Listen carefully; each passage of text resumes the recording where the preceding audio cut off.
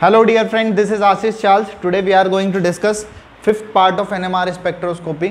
तो last part में हमने डिस्कस किया था, इनके बारे में बताया था कि कौन से सिस्टम की सिग्नल्स कितने पे आएगा। इसके लिए फोर्थ पार्ट पे आप जा कर के क्लियर कर सकते हैं। हम यहाँ पर कुछ और एग्जांपल्स के साथ इसको और एक्सप्लेन करते हैं। एक एग्जांपल के साथ आपको यहाँ पे बताते हैं, आओ सीखें। CH3, CH, CH और ये Cl, ये एक एग्जांपल है। इसका हमें NMR स्पेक्ट्रा बनाना है। तो इसका NMR स्पेक्ट्रा ड्रॉ करने के लिए सबसे पहले तो आपको इक्विवेलेंट प्रोटॉन्स देखने हैं। तो दिखने के ये 3 प्रोटॉन है और दिखने के ये 3 प्रोटॉन है। इन तीनों का एक जैसा एनवायरनमेंट और इन तीनों का एक जैसा एनवायरनमेंट है, और इन 6 के 6 प्रोटॉन का भी एक ही जैसा एनवायरनमेंट है। इससे CHCl जुड़ा है, इससे भी CHCl जुड़ा है, तो इन दोनों का एनवायरनमेंट भी एक जैसा है। तो ये दोनों ए टाइप के प्रोटॉन हैं और इसका एनवायरनमेंट इन ए टाइप के प्रोटॉन से डिफरेंट है। तो यहाँ पर आपके पास 2 इक्विवेलेंट प्रोटॉन्स हैं। तो 2 इक्विवेलेंट प्रोटॉन्स हैं, तो ये हमें पता है जितने इक्विवेलेंट प्रोटॉन होते हैं उतने NMR सिग्नल देगा। ए टाइप के और बी टाइप के 2 टाइप के प्रोटॉन्स हैं। प्रोटॉन बोलने का मतलब हाइड्रोजन है, क्योंकि हम हाइड्रोजन को ही डिटेक्ट करते हैं। तो इसीलिए 2 टाइप के प्रोटॉन हैं और 2 NMR सिग्नल इसके आएंगे। तो हम इसको शो करते हैं बनाते समय, जब हम NMR स्पेक्ट्रा करते हैं तो एक लाइन खींचते हैं, स्केल बना लेते हैं और इस स्केल पे रिप्रेजेंट करेंगे। डेल वैल्यू आपके लिए 0, 1, 2, 3, 4, 5, 6, 7, 8, 9, 10 तक दिखा देते हैं। मुझे उसकी ज़रूरत नहीं पड़ेगी, मैं इसलिए यहीं तक छोड़ रहा हूँ। हमें आपको क्लियर किया था कि डेल वैल्यू 0 पर एक हमारा रेफरेंस स्टैंडर्ड जो हम यूज़ करते हैं TMS, उसका एक सिग्नल आता है। बाकी हमें पता है ये sp3 हाइब्रिडाइज कार्बन है, ये भी sp3 है विदाउट इलेक्ट्रोनेगेटिव, मतलब इससे कोई भी इलेक्ट्रोनेगेटिव एलिमेंट नहीं जुड़ा है। तो sp3 विदाउट इलेक्ट्रोनेगेटिव का सिग्नल 0.5 से 2 ppm के बीच में इसका सिग्नल आता है। तो 0.5 से लेकर के 2 ppm के बीच में 6 प्रोटॉन का एक सिग्नल आएगा, क्योंकि ये कितने हैं 6 प्रोटॉन। तो 6 प्रोटॉन का एक सिग्नल आ गया ए टाइप वाले का, और ये sp3 हाइब्रिडाइज कार्बन है। आपको हाइब्रिडाइजेशन समझ नहीं आ रहा तो आप ऐसे खोल के देख सकते हो, 1, 2, 3, 4 सिग्मा बॉन्ड है, sp1, p2, p3। sp3 hybridisation आएगा और विद इलेक्ट्रोनेगेटिव। तो sp3 विद इलेक्ट्रोनेगेटिव की जो सिग्नल आता है वो 2 to 5 ppm के बीच में आता है।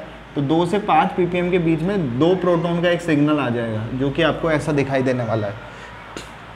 इसको बनाने के लिए अगर आप चाहो तो इसको थोड़ा सा और अच्छा दिखाने के लिए आप ऐसे अच्छे से इसे मार्क कर सकते हैं, लेकिन पतले पतले सिग्नल बनाएंगे, शार्प सिग्नल बनाते हैं। ये बात हमने पहले वाले पार्ट में कही थी कि जिनके लिए I की वैल्यू हाफ होती है, जैसे प्रोटॉन के लिए I की वैल्यू हाफ होती है, उनके शार्प सिग्नल आते हैं, ब्रॉड सिग्नल नहीं बनाते। ब्रॉड मतलब ऐसे ऐसे मोटे मोटे सिग्नल नहीं बनाते हैं। बाकी आपको अगर इसे ऐसे भी नहीं दिखाना तो एक सिंपल तरीका ये होता है, TMS का ये सिग्नल है, ए टाइप का प्रोटॉन है, तो आप इसे सिंपली लाइन से भी दिखा सकते हैं। ये बी टाइप, ए टाइप के सिग्नल और बी टाइप के। इसकी हाइट मैंने ज़्यादा क्यों दिखाई है, क्योंकि हमें पता है ये 6 प्रोटॉन का सिग्नल है, और ये जो हाइट मैंने छोटी सी दिखाई है वो सिंगल एक ही प्रोटॉन, इस प्रोटॉन की वजह से सिग्नल आया है। तो हाइट भी हम नंबर ऑफ प्रोटॉन्स के अकॉर्डिंग बनाते हैं। अब हमने इसके सेकंड पार्ट में हमने स्प्लिटिंग कराना सिखाया था आपको। तो ये तो साइड में TMS का तो सबसे साइड में आ जाता है, ये तो रेफरेंस स्टैंडर्ड है। ए टाइप का प्रोटॉन को जब हम जूम करके देखते हैं तो कैसे दिखाई देता है मॉनिटर या स्क्रीन पर, या जो हमारा डिस्प्ले में आता है NMR स्पेक्ट्रा। तो ए टाइप के हैं ये, दोनों के दोनों ही ए टाइप के हैं। इसके पड़ोस में कितने प्रोटॉन हैं, 1। तो पड़ोस में 1 प्रोटॉन है तो n+1 करते हैं, पड़ोसी प्रोटॉन +1, तो n+1, 1+1, 2 पार्ट में ये स्प्लिट हो जाएगा। इसको कपलिंग या स्प्लिटिंग कहते हैं। ए वाला जो सिग्नल है वो 1:1 के साथ आपका ऐसे सिग्नल आएगा। इसको हमने आपको लास्ट वाले पार्ट में इसको पास्कल ट्राइंगल के बेसिस पर हमने क्लियर किया था। अब ए टाइप का तो हो गया स्प्लिटिंग। इस वाले बी टाइप के लिए देखें तो इसके पड़ोस में 3 और 3 6 प्रोटॉन्स है, तो 6+1 क्या होगा 7। पड़ोस में कितने प्रोटॉन है, n=6।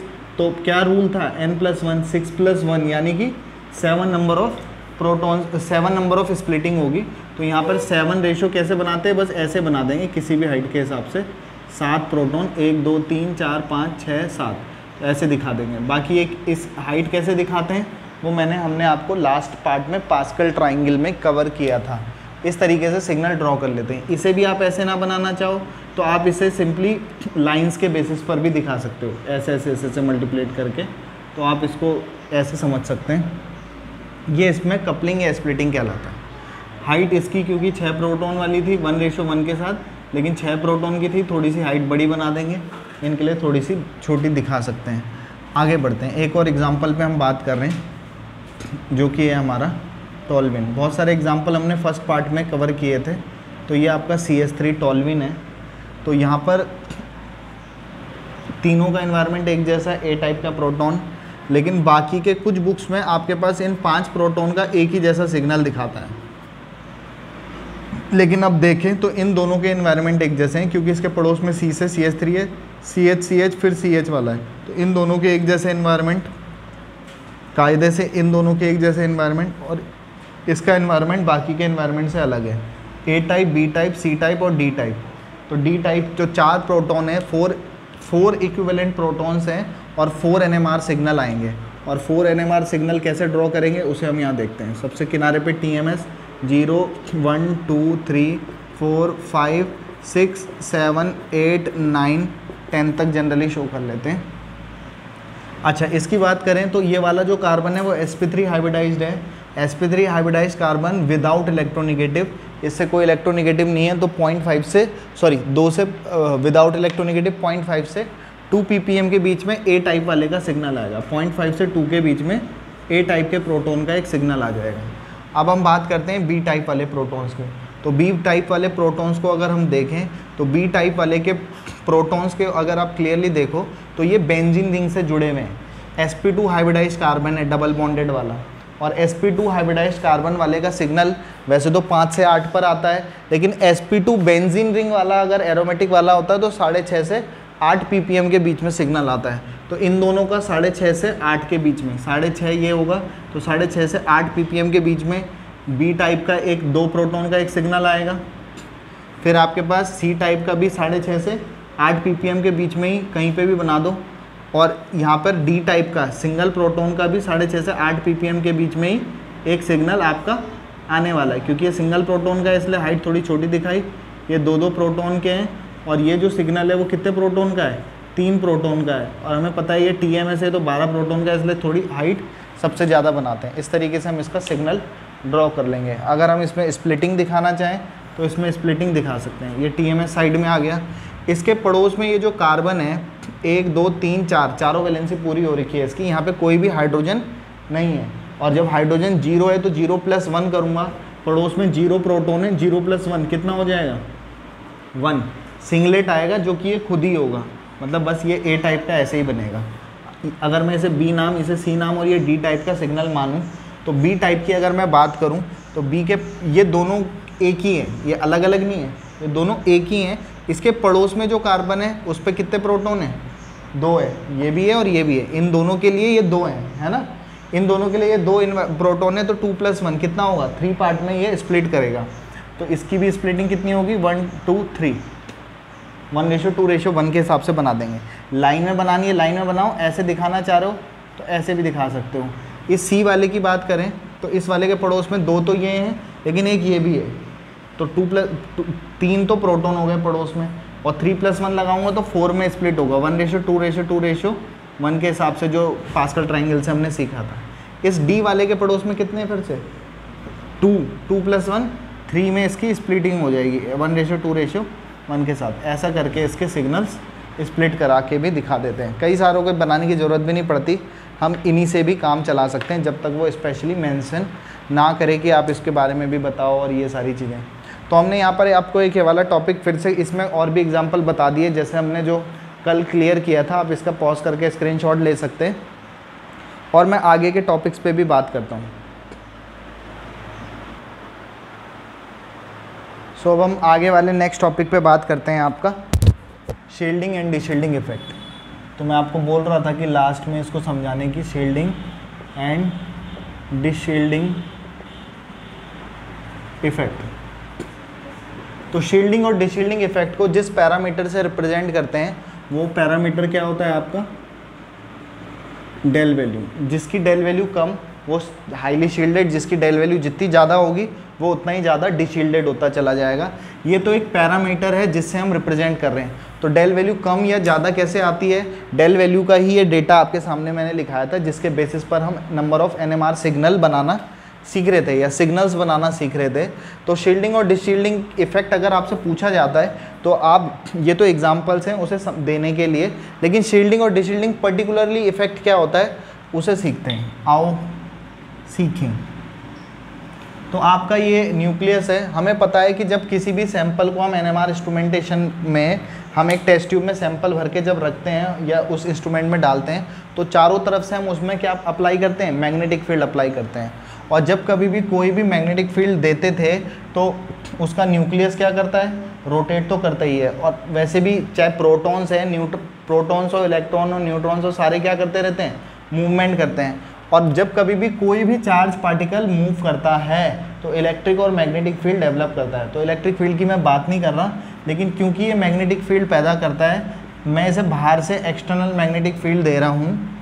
और एक्सटर्नल मैग्नेटिक फील्ड देने की वजह से क्या हुआ कि इसका जो न्यूक्लियस रोटेट कर रहा था और करते करते उसमें भी एक मैग्नेटिक फील्ड डेवलप हुआ। इसे कहते हैं इंड्यूस्ड मैग्नेटिक फील्ड। जब किसी चीज़ को हम उस मैग्नेटिक फील्ड में रख देते हैं तो वो भी कुछ ना कुछ मैग्नेटिक बिहेवियर शो करता है। इस मैग्नेटिक फील्ड को इंड्यूस्ड मैग्नेटिक फील्ड कहते हैं। कुछ बुक्स में बी लेटर यूज़ करते हैं मैग्नेटिक फील्ड को रिप्रेजेंट करने के लिए, और कुछ बुक्स में H लेटर भी यूज़ कर लेते हैं मैग्नेटिक फील्ड रिप्रेजेंट करने के लिए। तो ये एक मैग्नेटिक फील्ड हम दे रहे थे, इंड्यूस मैग्नेटिक फील्ड इसमें पैदा हुआ। इंड्यूस का क्या मतलब है, प्रेरित हो जाना। बाहर के मैग्नेटिक फील्ड के प्रेजेंस में ये जो एटम या न्यूक्लियस था वो भी मैग्नेट जैसा बिहेव करने लगा। That is called induced magnetic field.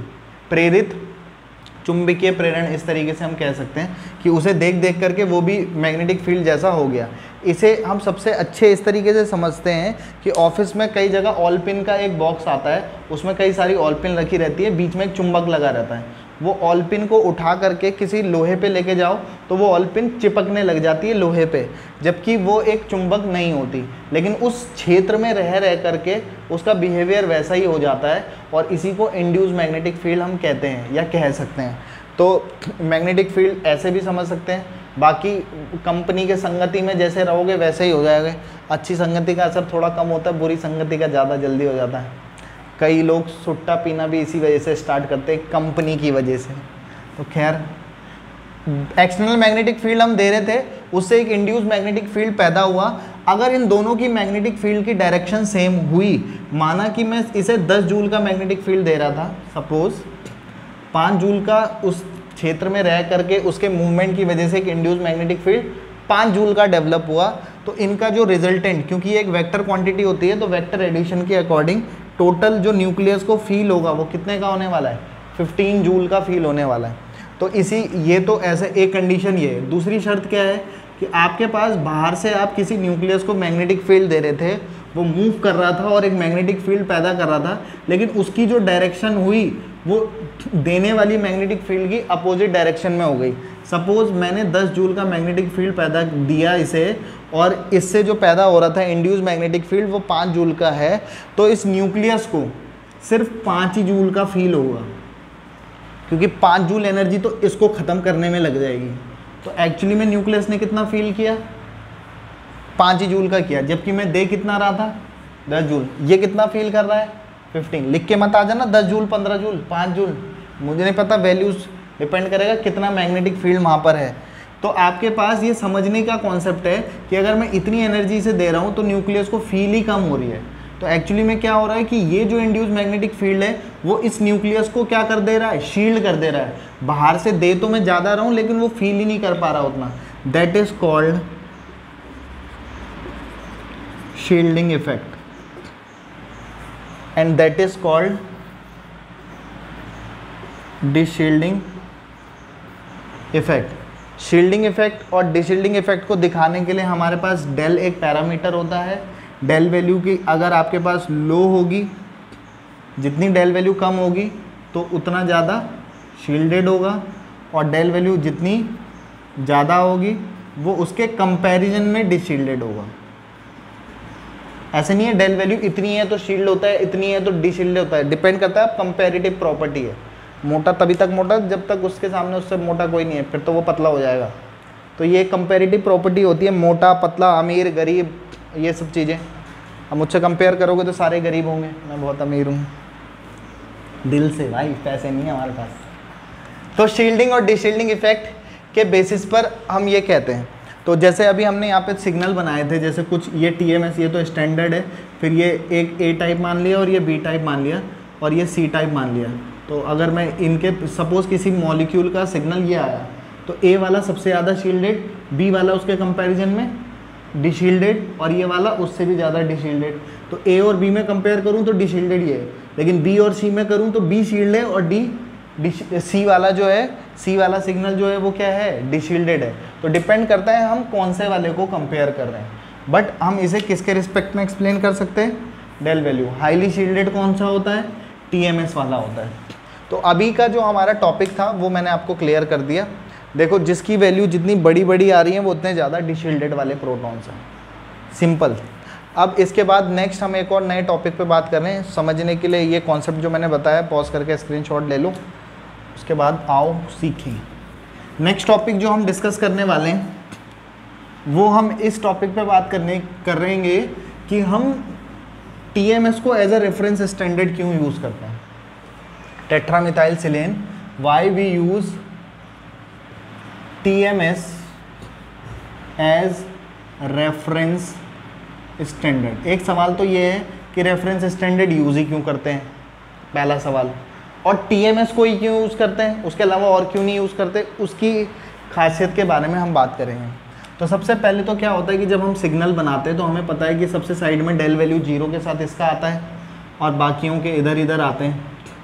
तो एक्चुअली जब हम इसका लेते हैं तो ये क्या करता है, ये मतलब कोई भी रेफरेंस स्टैंडर्ड यूज़ ही क्यों किया जाता है, वो इसलिए ताकि हम बाकी सिग्नल के लिए क्या बता सकें, केमिकल शिफ्ट बता सकें। इनकी केमिकल शिफ्ट यहाँ से यहाँ तक की डिस्टेंस को केमिकल शिफ्ट कहते हैं। उसमें हम शील्डिंग डिशील्डिंग इफेक्ट को समझा सकें।